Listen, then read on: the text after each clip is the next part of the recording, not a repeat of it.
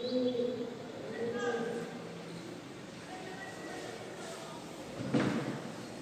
Morning dear students. Gayatri Vidya Mandir उच्च माध्यमिक विद्यालय सांसद के चैनल पर आप सभी का पुनः हार्दिक स्वागत। आज 10वीं क्लास के विज्ञान विषय का 500 पाठ डिस्कस करने जा रहे हैं। इस पाठ पर आधारित आज अपना वीडियो लेक्चर 7वां है, जिसमें आप देखोगे कि पीएस का क्या महत्व है और पीएस पर आधारित उस कंपाउंड वर्क है उसकी उपयोगिता के बारे में हम डिस्कस करेंगे। देखिए, जनरली आपने पीएस पर आधारित काफ़ी मैटर को नेक्स्ट टर्म पे जो आपकी वीडियो अपलोड हुआ था उसमें आपने देखा भी होगा कि पीएस क्या होती है, पीएस इसके खोज किसने की, पीएस का क्या उपयोग है। तो आप देखते हैं पीएस एक किसी भी विलेन में अम्लीय एवं क्षारीयता की सांद्रता को आइडेंटिफाई करने के लिए पीएस स्केल का प्रयोग करते हैं। पीएस स्केल की खोज करने का सर्वप्रथम कार्य स्वराज ने किया था 1909 में। आप जानते हैं इसके बारे में कि पीएस का पूरा नाम पूछे तो पीएस का मतलब क्या होता है, पावर ऑफ हाइड्रोजन, या पीएस की परिभाषा पूछे क्या कहेंगे, ऋणात्मक लघु गुण। हाइड्रोजन का जितना भी ऋणात्मक लघु गुण के रूप में आपको मिलता है वो इसमें क्या हो जाएगा, पीएस मान हो जाता है। तो नॉर्मली पीएस स्केल की प्रास होती है आपके 0 से 14 के बीच में। कितनी? 0 से 14 के मध्य पीएस की प्रास होती है। मान लो 7 होता है, वो क्या बताएगा आपके उदासीन बिंदु। अब अम्लीय विलेन होगा, उसमें आपके विलेन में आपके हमेशा H+ आयन की सांद्रता अधिक होगी कंपेयर टू OH आयन की तुलना में, और उदासीन विलेन में H+ आयन और OH आयन दोनों की सांद्रता क्या हो जाती है, इक्वल। दोनों की सांद्रता क्या हो जाएगी, समान हो जाती है। और क्षारीय विलेन में H+ आयन की तुलना में OH आयन हाइड्रोक्सिल आयन की सांद्रता क्या हो जाती है, इंक्रीज हो जाती है, बढ़ जाती है। तो देखिए, उपयुक्त कंपाउंड इसके अकॉर्डिंग दे रखे हैं, अलग अलग प्रवृत्ति के कंपाउंड या अलग अलग उदाहरण के माध्यम से दे रखा है। जैसे एसिड जठरस, वो क्या होता है, आपके अम्लीय माध्यम में एग्जिस्ट करता है। आपके इग्नाशियस आमाशय द्वारा स्त्रावित होने वाला रस होता है, जठरस होता है, जो विभिन्न प्रकार के खाद्य पदार्थों को क्या करता है, पाचन करने में मुख्य भूमिका निभाता है। और उसमें उपयुक्त अम्ल कौन सा होता है, HCl। आपकी बॉडी में सेल का स्त्राव होता रहता है सजीवों में। दूध है, दही है, नींबू का रस, टमाटर, संतरा, सेब, कई प्रकार के ऐसे कंपाउंड होते हैं जो अम्लीयता गुणधर्म को प्रदर्शित करते हैं। इनका किसी का भी आप रस लोगे, उसमें आप पीएस स्केल के अकॉर्डिंग टेस्ट करोगे तो आपको देखने को मिलेगा कि इसका टेस्ट करने पर इस प्रकार प्रॉपर्टीज प्रदर्शित हो रही है। तो पदार्थ क्या है, आपके अम्लीय माध्यम में। उदासीन विलेन की बात करें तो उदासीन विलेन के रूप में आपको देखने को मिलता है अशुद्ध जल। क्या मिलता है, शुद्ध अशुद्ध जल। और क्षारीय में OH आयन की सांद्रता अधिक होती है कंपेयर टू H+ आयन की तुलना में। अब देखते हैं इसमें NaOH है, रक्त है, साबुनी विलेन, मैग्नीशियम हाइड्रोक्साइड जिसको बोलते हैं milk of magnesia, milk of magnesia के नाम से भी जाना जाता है। सोडा युक्त शीतल जल, इसमें कई पदार्थों में आपके सारे कंपाउंड देखने को मिलता है। उसके पीएच अपन सेट करते हैं तो क्या मिलेगी, 7 से अधिक पीएच मिलती है, अर्थात अपन कह सकते हैं विलेन कैसा है, क्षारीय प्रवृत्ति का। ये तो आपको कल इंफॉर्मेशन नेक्स्ट वीडियो में आपने देखा था और आपने समझ भी लिया है। अब आज अपना टॉपिक है ये कि दैनिक जीवन में पीएच का क्या महत्व है, कहाँ का उपयोगिता रहती है, उस चीज को अपन डिस्कस करने जा रहे हैं। फर्स्ट पॉइंट आपके आ रही है, उदर की अम्लता इंक्रीजेज। आप देखते हो कभी कभार आपने खाना नहीं खा रखा है, तब आपके शरीर में हाथों में क्या होती रहती है, जलन होती रहती है। क्या होती है, जलन। जलन होने का कारण क्या है कि मतलब आपकी बॉडी में HCl का स्त्राव होता है, जठररस की मात्रा बढ़ जाती है, अर्थात अपन कह सकते हैं बॉडी में अम्लीयता की मात्रा बढ़ जाती है। और अम्लीयता बढ़ने से आपके उदर गुहा में क्या होती है, जलन शुरू हो जाती है। फिर बाद में अपन देखते हैं कुछ जलन को न्यूट्रलाइज करने के लिए अपन क्या लेते हैं, या तो इना वाटर को अपन यूज करते हैं या मिल्क ऑफ मैग्नीशियम पीते हैं। डायरेक्ट इनडायरेक्ट अपन क्या करते हैं, सारी सॉल्यूशन को अपन पीते हैं। जैसे आप कहते हैं इना पिया है, इना है, या फिर आपके सोडा है, तो ये सारे क्या है, आपके सारी पदार्थ। तो उदाहरण के रूप में जैसे मिल्क ऑफ मैग्नीशिया जो इने के रूप में उपलब्ध होता है, उसको आपने मान लो उस घोल को बना के पिया, पीने पर क्या होगी, आपके अम्ल व क्षार आपस में क्या करेंगे, रिएक्शन करेंगे, और रिएक्शन करके क्या हो जाएगा, न्यूट्रलाइज हो जाते हैं। और डायरेक्ट लवण बन जाता है और उसके साथ में आपकी जलन क्या हो जाती है धीरे धीरे कम। तो आपको पता है जैसे उदर रस की आपको रिएक्शन की बात करें तो जैसे आप जानते हो जठर रस के रूप में मात्रा बढ़ जाती है। जठर रस के रूप में आपकी क्या एक्सप्रेस होता है बॉडी में HCl, क्या एक्सप्रेस होता है HCl की रिएक्शन होगी मिल्क ऑफ मैग्नीशिया के साथ। देन आपको देखने को मिलेगा इसके 2 मोल, तब अभिक्रिया हो गई तब क्या बनेगा मैग्नीशियम क्लोराइड लवण बन जाएगा। क्या बन जाएगा मैग्नीशियम क्लोराइड लवण बन जाएगा और उसके साथ में जल के अणु क्या हो जाते हैं मुक्त हो जाते हैं। क्या हो जाते हैं जल के अणु मुक्त हो जाते हैं। अभिक्रिया कैसे होती है आपकी उष्मा से भी अभिक्रिया होगी। जब आप पियोगे उस टाइम रिएक्शन फास्ट होगी, पेट गर्म होगा, परंतु जैसे जैसे रिएक्शन संतुष्ट सेटिस्फाइड हो जाती है तब आपकी जल के अणु मुक्त होने के साथ पेट वापस क्या होता है एकदम ठंडा उष्मा मुक्त। अपन कह सकते हैं उष्मा से भी अभिक्रिया होती है। देन जैसे आपने सोडा वाटर या इनो को आपने पिया जब जलन आपकी थी तब 2 मिनट के बाद में आपको क्या ऐसा या मूत्र विसर्जन की प्रक्रिया करनी पड़ती है क्योंकि उसमें आपकी जल की क्वांटिटी क्या हो जाती है बढ़ जाती है और उसके साथ में क्या बनता है लवण, तो उसको बॉडी से न्यूट्रलाइज करना नेसेसरी हो जाता है। तो इस प्रकार से अपने बॉडी में जब कभी कभार अपने मान लो भूखे पेटे और अपने शरीर में उधर को दर्द होना शुरू हो जाता है या किसी कारण से आपने मान लो अम्लीय पदार्थ को ज्यादा मात्रा में खा रखा है तब आप क्या रहते हैं सोडा वाटर को आप यूज करते हैं। तो किस प्रकार से रिएक्शन संपन्न होती है तो उसके बारे में मैंने आपको बताया। दिमाग बात रहेगी कि आप जानते हैं जनरली कि जब जठर रस के रूप में HCl की मात्रा अमाशय में बढ़ जाती है तब उदर गुहा में दर्द होना शुरू हो जाता है और उस दर्द से मुक्ति पाने के लिए कई प्रकार के सारी सोडा वाटर को अपन यूज में करते हैं। स्पेशल बताया जा रहा है इनो के रूप में आपके मिल्क ऑफ मैग्नीशिया को अपन प्रयोग करते हैं। उसकी अभिक्रिया किस प्रकार से बॉडी में संपन्न होती है उसके बारे में मैंने आपके रिप्रेजेंटेशन किया है कि जठर रस मैग्नीशियम हाइड्रोक्साइड से क्रिया करके मैग्नीशियम क्लोराइड प्लस जल के अणु का निर्माण करता है। इस प्रकार से अपन देख सकते हैं धीरे धीरे आपकी जलन क्या हो जाती है कम हो जाती है। दूसरा पीएच का उपयोग रहता है दंत संरक्षण कि मान लो आपके मुंह में जनरली पीएच होती है वो कितनी बनी रहती है 6.5 के करीब, मतलब अपन बता जनरली अम्लीय पीएच के रूप में आप एग्जिस्ट करता है। परंतु जैसे जैसे अम्लता की मात्रा मुंह में बढ़ जाती है तब आपके दांतों में क्या हो जाता है दांत इफेक्टेड होना शुरू हो जाता है। दांतों में घाव होना, दांतों में सक्शन होना, दांत हास होना, दांतों का हास होना शुरू हो जाता है। देन देखते हैं आप कि जैसे जैसे मुंह में अम्लता की मात्रा बढ़ती दांतों का से होना प्रोसेस शुरू हो जाता है तो उसी हास होने की प्रक्रिया को रोकने के लिए आप सारी दंत मंजन का प्रयोग करते हैं। डायरेक्ट इनडायरेक्ट किस करते हैं सारी युक्त दंत मंजन का प्रयोग करते हैं।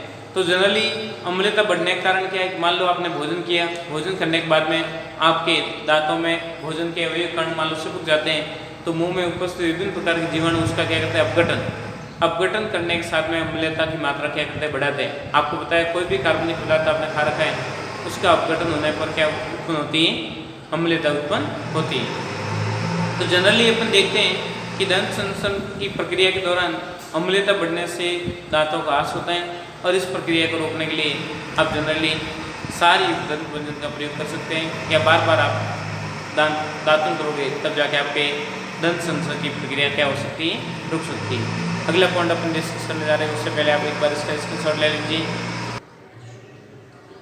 देखिए आगे तीसरी एप्लीकेशन आ रही है पीएच स्केल पर आधारित है, वो है आपके कीटों का डंक। जितने भी प्रकार के कीट पतंग आपको मान लो कभी कभार काटते हैं उस दौरान उसके डंक में उपस्थित किसकी मात्रा अधिक होती है अम्लता की मात्रा अधिक होती है। जैसे मधुमक्खी ने काटा है या चिट्टी ने काटा है, मकोड़े ने काटा है, बिच्छू ने काटा है तो उसके कट करने पर आपके शरीर में क्या होती है जलन उत्पन्न हो जाती है। क्या होती है जलन उत्पन्न होती है, आप जानते भी हैं। तो डंक में अम्लीय पदार्थ स्त्रावित करते हैं, वैसे क्या करते हैं अम्लीय पदार्थ स्त्रावित करते हैं। तब प्राथमिक उपचार में अपन मान लो ज्यादा जलन हो रही है तब उसको अपन को थोड़ा सा आराम पाने के लिए अपन क्या करते हैं उस पर या तो लोहा घिसते हैं, क्या घिसते हैं लोहा घिसते हैं, या फिर बेकिंग सोडा लगाते हैं। क्या लगाते हैं? बेकिंग सोडा लगाते हैं, ताकि उससे थोड़ी सी जलन में क्या होती है? कमी हो जाती है। ऐसा करने से क्यों ऐसा होता है? क्योंकि आपको इस दौरान अभिक्रिया होगी, लवण प्लस जल बन जाता है। अभिक्रिया करके मान लो आपस में आपने क्रिया करवाई, मान लो जैसे सिट्टी ने आपके काट दिया, सिट्टी के डंक में क्या होता है? फॉर्मिक अम्ल होता है। क्या होता है? फॉर्मिक अम्ल। आप जानते हैं सिट्टी का डंक, लाल सिट्टी आप काटते हैं ना, सिट्टी के डंक में क्या होगा? फॉर्मिक अम्ल।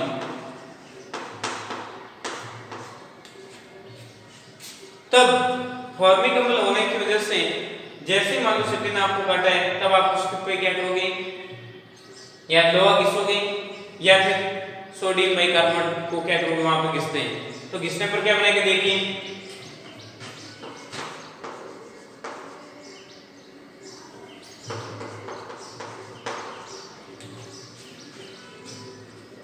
जैसे आप इसको क्या करते हैं? घिसना शुरू कर लेते हैं। क्या करते हैं? घिसना शुरू करते हैं। इस दौरान अभिक्रिया होगी, और अभिक्रिया होने पर आपके क्या बनेगा? लवण प्लस जल का निर्माण हो जाता है। क्या बनता है? लवण प्लस जल का निर्माण होता है। तो देखते हैं किस प्रकार से अभिक्रिया होती है। देखिए जनरली जैसे आप देख रहे थे, सिट्टी ने आपको कट किया है, तब सिट्टी द्वारा फॉर्मिक अम्ल का स्त्राव किया जाता है, और फॉर्मिक अम्ल के साथ में जैसे इसको घिसते हैं, बेकिंग पाउडर को लगाते हैं, तब आपके शरीर में जलन होना थोड़ा क्या हो जाता है? कम। इस दौरान क्या बनता है? लवण प्लस जल का निर्माण होता है। लवण प्लस जल, जैसे क्या बनेगा? आपके सोडियम कार्बोनेट प्लस जल के रूप, और साथ में CO2 क्या हो जाएगी? रिड्यूस हो जाती है, क्योंकि आप ऑक्सीडेशन की उपस्थिति में आप रिएक्शन करवा रहे हैं। तब इस प्रकार से जनरली प्रोसेस देखने को आपको मिलता है। दिमाग बात है। तो मुख्य रूप से किसी भी प्रकार से आपको दे रहा हूं कि कीटों के डंक में अम्लीय पदार्थ होते हैं, और उसके साथ में साथ विक्रिया करके लवण प्लस जल का निर्माण करते हैं। अब देखिए अगला पॉइंट आपके आ रहा है अम्लीय वर्षा। अम्लीय वर्षा को आइडेंटिफाई करना हो तो किस प्रकार से करते हैं?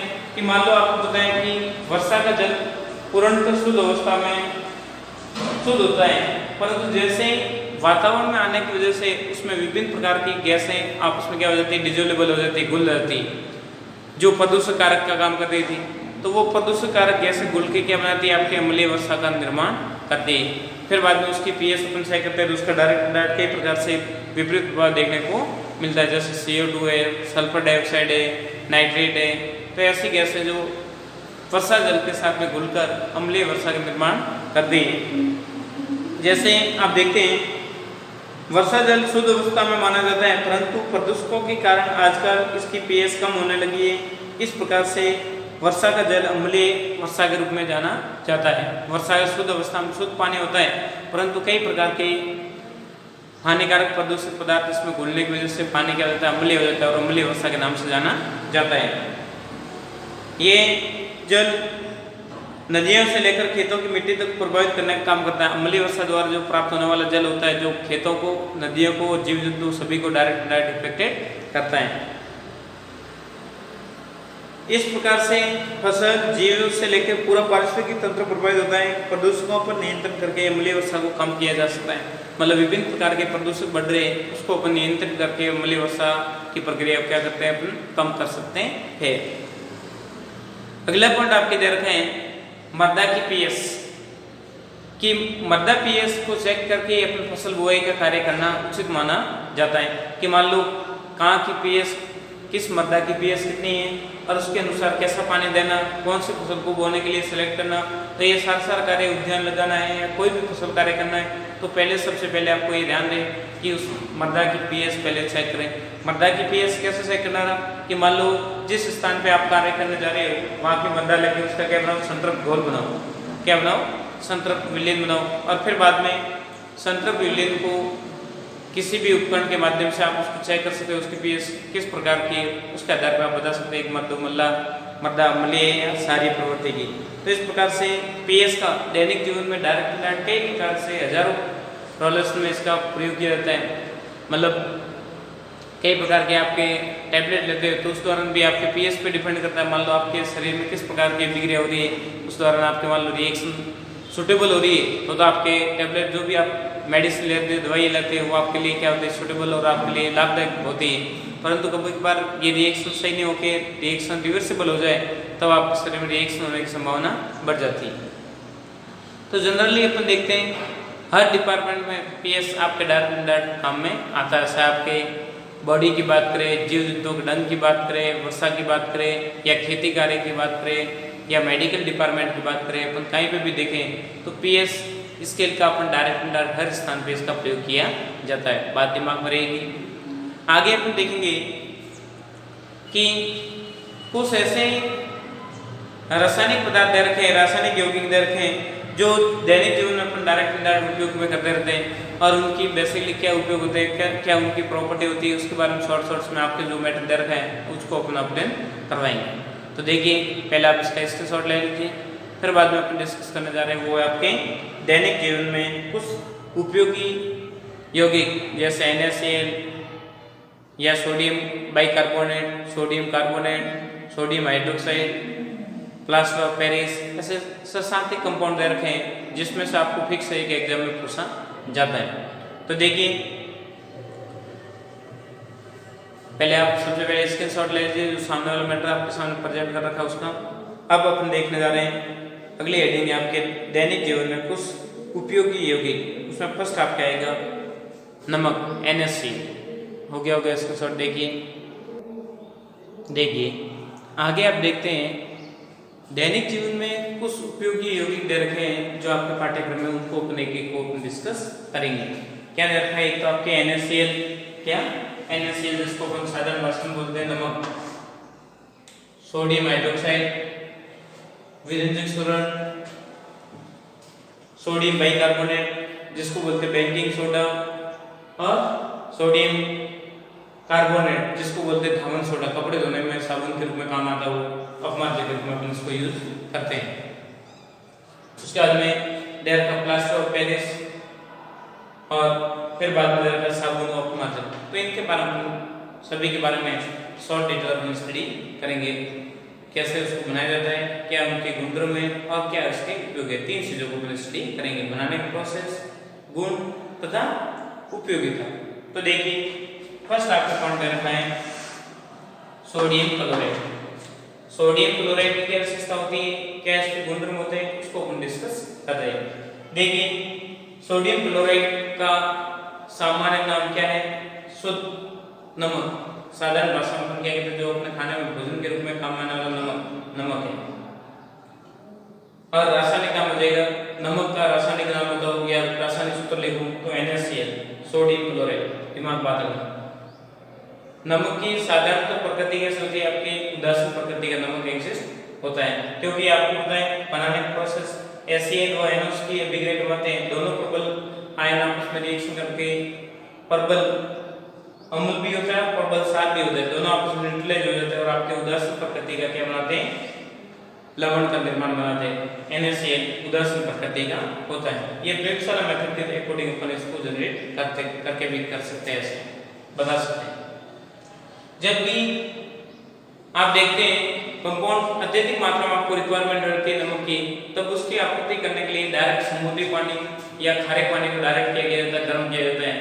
गर्म करने पर पानी को सुखाने पर पानी में उपस्थित कई प्रकार के लवण क्या हो जाते हैं, उसमें इंटरमिक्सिंग हो जाते हैं और आपके अशुद्ध अवस्था में नमक प्राप्त होता है। कैसा, गर्म करके सुखाने पर अशुद्ध अवस्था में आपके नमक पानी से प्राप्त हो जाएगा। क्या ले रखा आपने, समुद्री पानी या खारा पानी, उसको आप गर्म करो, उबालने पर जो नीचे परत की परत जम जाती है वो होती है आपके अशुद्ध अवस्था में नमक। अब आपको शुद्ध अवस्था में पुनः प्राप्त करना है तो उपयुक्त जो आपके अशुद्ध नमक प्राप्त हो रखा है उसका आप संतृप्त घोल बनाइए। क्या बनाइए, संतृप्त घोल बनाओ। तो संतृप्त घोल बनाने पर उसमें NaCl तो क्या हो जाएगा, डिजोल्युबल हो जाएगा, और बाकी वाला जो सोल्यूशन होंगे, बाकी वाले लवण वो क्या होते हैं, जल में अघुलनशील रहते हैं, तो वो वैसे वैसे पड़े रहते हैं। फिर बाद में उसको सानने के बाद में जो आपको विलियम प्राप्त हो रहा है उसमें आप हाइड्रोजन क्लोराइड गैस को प्रोवाइड कर लीजिए। हाइड्रोजन गैस को जैसे आप प्रोवाइड करेंगे तो उस दौरान आपके बनने वाले पार्टिकल नए क्रिस्टल बनते हैं, वो आपका शुद्ध नमक तैयार होता है। तो प्रोसेस क्या होता है, समुद्री पानी को पहले गर्म करो, गर्म करने पर जो आपको लवण प्राप्त हो रहा है वो शुद्ध अवस्था में लवण है, उसमें magnesium chloride, calcium chloride, sodium chloride के प्रकार के पार्टिकल उपस्थित होते हैं। तो उसको वापस जो अशुद्ध अवस्था में नमक प्राप्त हो रखा है उसको पानी में डिसोल्व करो, संतृप्त घोल बनाइए। फिर बाद में संतृप्त घोल को सान के उसमें हाइड्रोजन गैस को अपन प्रोवाइड करते हैं, देन आपके शुद्ध अवस्था में नमक प्राप्त हो जाता है। दिमाग बात रहेगी। देखिए गुण की बात करें, सोडियम क्लोराइड के क्या सामान्य गुण है, तो अपन कह सकते हैं ये संवेद अवस्था में पाए जाने वाला ठोस क्रिस्टलीकृत पदार्थ है। कैसा है? क्रिस्टल युक्त है, ठोस क्रिस्टलीकृत पदार्थ है। क्रिस्टल का मतलब इसके क्रिस्टल बनते हैं, जैसे आपने देखा होगा शुद्ध नमक आता है ना आपके पैकिंग कर रखा हो, जो पिसा हुआ नमक नहीं, शुद्ध अवस्था में आप देखना बड़े तो शक्कर के समान क्रिस्टल बने हुए दिखाई देते हैं। तो अपन देखते हैं कि किस प्रकार की इसकी प्रॉपर्टी होती है, उसको अपन डिस्कस करने। तो देखिए शुद्ध क्रिस्टल ठोस यौगिक होता है, इसका गलनांक 181 केल्विन पर यह क्या होता है? पिघलता है। नमक को आप पिघलने का प्रयास करोगे तो 181 डिग्री केल्विन टेम्परेचर बढ़ाओगे तब जाके क्या होता है? पिघलता है। गलनांक बिंदु जिसको बोलते हैं मेल्टिंग पॉइंट, शॉर्ट में क्या लिखता है? मेल्टिंग पॉइंट, और इसी को अपन क्या बोलते हैं? गलनांक बिंदु। गलनांक बिंदु और शॉर्ट में बोलते हैं मेल्टिंग पॉइंट। पूरा नाम रहेगा क्या कहेंगे? गलनांक बिंदु, या इंग्लिश में बोलते हैं मेल्टिंग पॉइंट, और शॉर्ट में बोलेंगे एमपी। 181 केल्विन होता है जल में घुलने से, तथा जल में घुलने पर आयनन क्या होता है? अपघटित। जैसे आपने नमक को पानी में घोला है, इसमें पानी में जलीय विलीन उसको रिजोल्व कर दिया है, जलीय विलीन बनाया है, देन आपको क्या देखने को मिलेगा? NaCl+ और Cl-। इस प्रकार आयनन रूप में क्या होता है? अपघटित होता है। तो इसकी क्या होती है? सामान्य प्रॉपर्टी होती है। तो दिमाग बात नहीं। आगे अपने आ रहा है कि नमक की क्या उपयोगिता है, उसके बारे में 2-3 पॉइंट रहे। नमक की उपयोगिता, तो पहले आप इसका स्क्रीनशॉट ले लीजिए, फिर बाद में अपन उपयोगिता को डिस्कस कर रहे हैं। देखिए NaCl का उपयोग कहाँ होता है उसके बारे में हम डिस्कस कर रहे हैं। तो सोडियम क्लोराइड का अपन जनरली उपयोग देखते हैं कि नमक का उपयोग भोज्य पदार्थों का टेस्ट कराने के लिए अपन काम में लेते हैं। खाना बनाने में नमक नहीं डाल दें तो खाने में कोई टेस्ट नहीं रहेगा। कितना भी आपने कितने भी मिठाई बना रखी है, परंतु नमक युक्त आपको कोई आइटम मान रोटी नहीं मिलती है, तो आपने अकेला कितना भी आपको हलवा खिला दे तो क्या आपके उसका पास होता है? नहीं होता है। तो आपके भोजन का टेस्ट तथा भोजन की उपयोगिता बनाए रखने के लिए नमक का डायरेक्ट प्रयोग करना नेसेसरी हो जाता है। तो अपन जनरली कह सकते हैं कि भोज्य पदार्थों का स्वाद बढ़ाने में नमक की उपयोगिता होती है। खाद्य परिरक्षण में कई प्रकार के मांस है, अंडे वंडे, उनको परिरक्षण लंबे समय तक उसको सुरक्षित रखने के लिए नमक में रखे जाते हैं। आप देखा होगा मांस जैसे मछली है, मांस है, तो उसको आपको लंबे समय तक खराब नहीं हो तो उसको नमक में पैकिंग करके रखते हैं। शीतलन उत्पन्न करने में, ठंडक हिमकरण उत्पन्न करने में, ठंडापन उत्पन्न करने के लिए एकदम शीतलन वातावरण जनरेट करने के लिए नमक का प्रयोग किया जाता है। आप देखा होगा आइसक्रीम बड़ी बड़ी कारखाने होते हैं, फैक्ट्री होती है, वहाँ पर नमक का डायरेक्ट प्रयोग करके अलग अलग सैंपल में उसको जमाया जाता है और फिर बाद में उसमें आइसक्रीम डाली जाती है। क्यों ऐसा करते हैं? क्योंकि नमक शीतलन उत्पन्न करने में डायरेक्ट भूमिका रहती है। तथा कई प्रकार के ऐसे यौगिक होते हैं जिनको निर्माण करने में कच्चे माल के रूप में नमक का प्रयोग किया जाता है, जैसे sodium hydroxide, sodium carbonate, sodium bicarbonate, देखते हैं आप गंधक चूर्ण आदि के निर्माण में डायरेक्ट अपन NaCl का प्रयोग करते हैं। तो इस प्रकार से आपने देखा कि आज आपने देखा पीएच स्केल का की क्या उपयोगिता है, तथा कुछ यौगिकों के अंतर्गत आपने एक फर्स्ट आपने पढ़ा है नमक के बारे में, उसके उपयोग किस प्रकार से होते हैं उसको आपने डिस्कस किया। अगले वीडियो लेक्चर में आप देखोगे सोडियम हाइड्रोक्साइड, सोडियम कार्बोनेट, इसकी क्या उपयोगिता होती है, अलग अलग अपन डिस्कस करेंगे। तो ये था आज का वीडियो लेक्चर। व्यवस्थित रूप से समझें, प्रत्येक वीडियो जो अपलोड हो रहे हैं उसको ध्यानपूर्वक से पढ़ें, किसी भी प्रकार का कंफ्यूजन डाउट हो डायरेक्ट उसको इसका समस्या का समाधान करें। इंपॉर्टेंट बात ये है कि गायत्री विद्या मंदिर यूट्यूब चैनल को आपने सब्सक्राइब नहीं किया, सब्सक्राइब करें, लाइक करें, ताकि अपलोड होने वाले नए वीडियो तो नए नोटिफिकेशन आपको डायरेक्ट मिलता रहेगा, ताकि आपकी पढ़ाई कंटिन्यू बने रहे। थैंक यू, धन्यवाद सो मच।